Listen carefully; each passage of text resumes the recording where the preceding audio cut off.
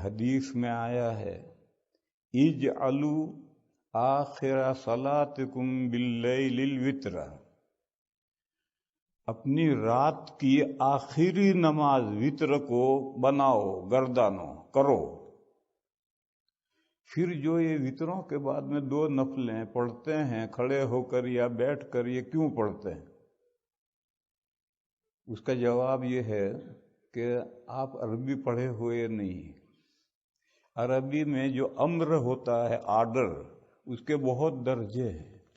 ایک فرض کا درجہ ہے، ایک واجب کا درجہ ہے، اس سے نیچے پھر مستحب کا درجہ ہے۔ تو یہ اجعلوا مستحب کا درجہ ہے، یہ حکم استحبابی ہے، وجوبی نہیں۔ کیسے معلوم ہوا؟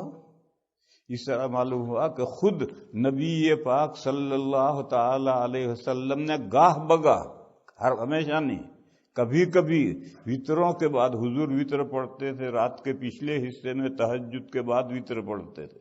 وتر پڑھ کر وتروں کے بعد 2 نفلیں بیٹھ کر حضور نے پڑھی ہیں۔ بس جب یہ بات ثابت ہے تو ماننا پڑے گا کہ یہ جو حکم ہے یہ فرض اور وجوبی حکم نہیں، استحبابی حکم ہے۔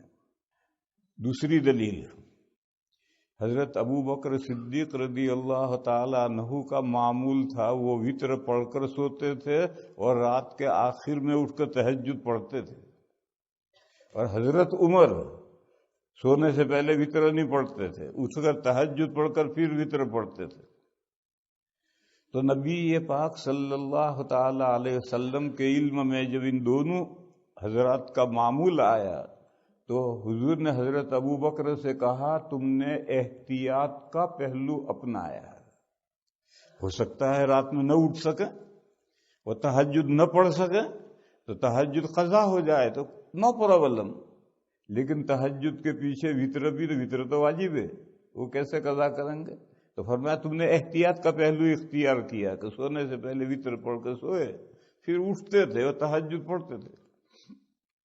حضرت عمر سے فرمایا تم نے قوت والا پہلو لیا، مضبوطی والا پہلو لیا۔ تو اس حدیث میں حضور نے حضرت ابو بکر کو بھی کہا کہ تم ٹھیک کرتے ہو۔